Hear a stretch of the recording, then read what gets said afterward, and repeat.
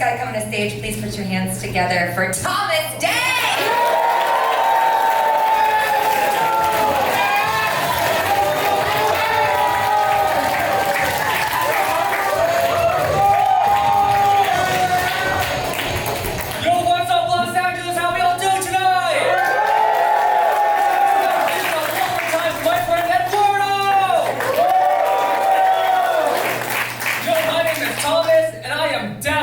To nuts. Man, being allergic to nuts sucks, man, because I feel like I've missed out on a lot of great things. And I don't want to have any regrets when I die. So I have a plan. I have a plan when I turn 100 years old. Right before they take me to the hospital, right before they take me to that deathbed, I'll take a bunch of different peanut snacks in my pocket. And then when I finally get to that deathbed, I'm lying there and the Grim Reaper is standing right there in front of me, about to get me. I'll say, "Stop right there, Grim Reaper! You're not getting me today! I'm going out on my own terms!" And then I'll just pull out of my pocket all the delicious Reese's Pieces, Butterfingers, Baby Ruth bars, peanut butter and jelly sandwiches, all these delicious things I've never got to try my entire life, and smash them down my throat. And I'll be fighting the battle of my life with the Grim Reaper, and he's trying to stop me, he's trying to pull all the candy away from me, but I'm saying, "No! You can't stop me, Grim Reaper! I decide when I die!"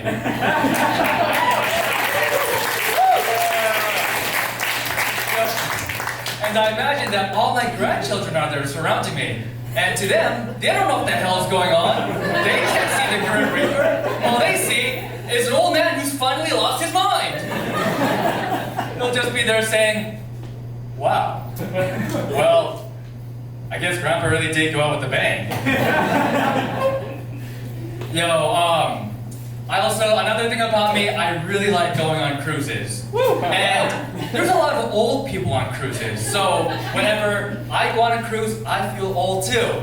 And I love it, man. I wake up on that cruise, and I wake up on that cruise, and I walk very slowly to the buffet.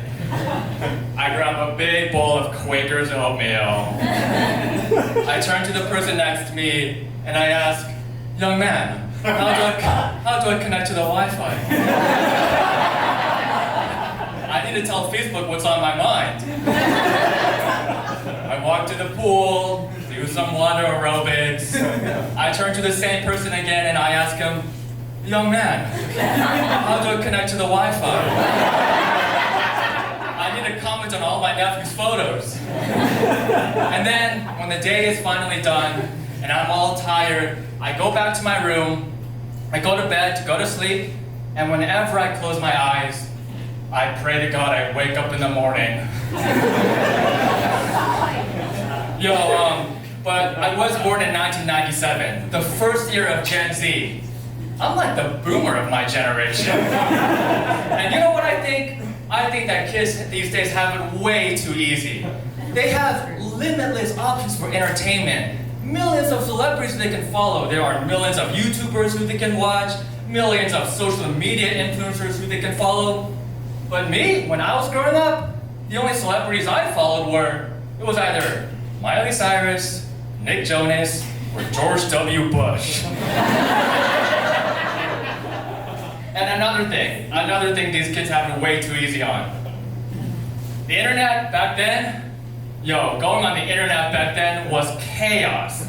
It was like, going on the internet was like riding horseback into the wild, wild west. You didn't know what the hell you were gonna get. It was chaos in every corner, viruses everywhere, malware. You didn't know when your computer was gonna catch on fire. So in 2025 nowadays, if you wanna listen to music for free, all you gotta do is open up the YouTube app. But for me, when I was a kid, if I wanted to listen to music for free, I had to download a bunch of illegal software, download all these suspicious files, and give my computer Ebola.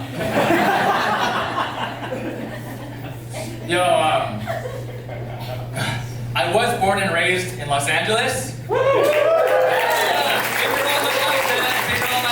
So you know I have to check out the brand new LAX train station. Finally! And when I was there, I was so excited. It was all so exciting. I felt like I was at a Dodgers baseball game.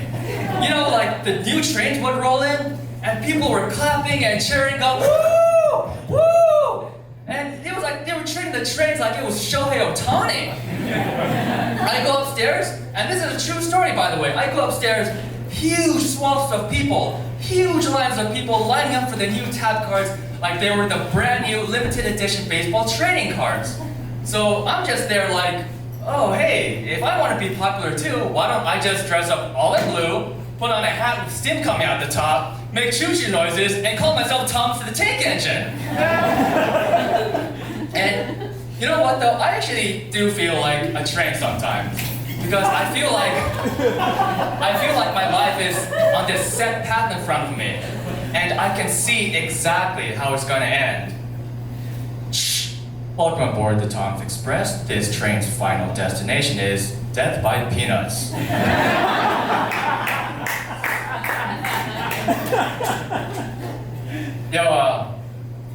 Recently, I've been feeling like I live two separate lives. In my personal life, I love pursuing the creative arts. So I get told by my creative art mentors all the time, yeah man, you can do it, Thomas, you don't need my permission, you can do whatever you like, man.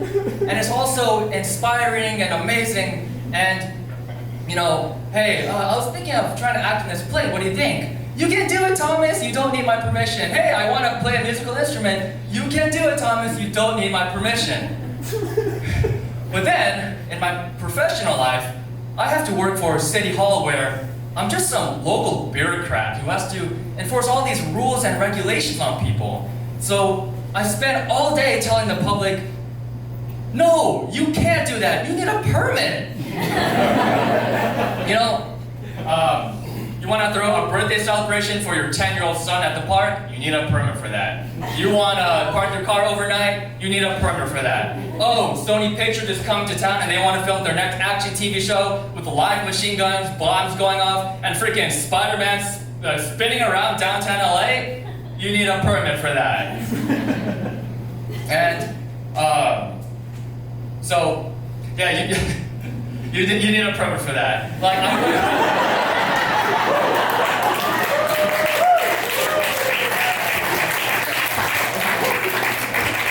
I was actually on the phone with some producers from Sony Pictures, and I was on the phone with them. Hello, this is Thomas from City Hall. How can I help you today? No, dude, I can't give you the film permit by tomorrow. Oh, what's that? Oh, you'll give me an extra? Oh, you'll put me in as an extra? Oh, well, in that case. And then one final thing about me. Living in Los Angeles, I've learned that a lot of people here are very lonely. And I get it, man, I really do. Everybody's hustle and bustle. Everybody's just trying to get somewhere in this big city. And even me, one day I was walking down the street by myself, feeling very lonely and very sad. But on that day, I had a popsicle in my hand. And with that popsicle in my hand, there was an old man who comes up to me all of a sudden and he asks, oh, that is a delicious looking treat, my friend. Where did you get it? And then before you know it, I was walking him to the ice cream shop where I got the popsicle. He was asking me, which neighborhood I grew up in. I was asking him where his kids go to school, where did he grow up. I was spending the whole day with this guy. And then it clicked. It finally realized for me, hey, I just made a new friend. Los Angeles, we don't need to be lonely. I think I figured out the solution. Guys, we live in the sunniest city in the world. All we need to do is go outside, enjoy the California sunshine, and walk around with a popsicle in our hand. You think that popsicle is just a popsicle? No, it's a friendship magnet. It's a friendship magnet, man. And you know what? If you want to be even more stereotypically LA, you want to be even more approachable, go to Air One and get an avocado popsicle.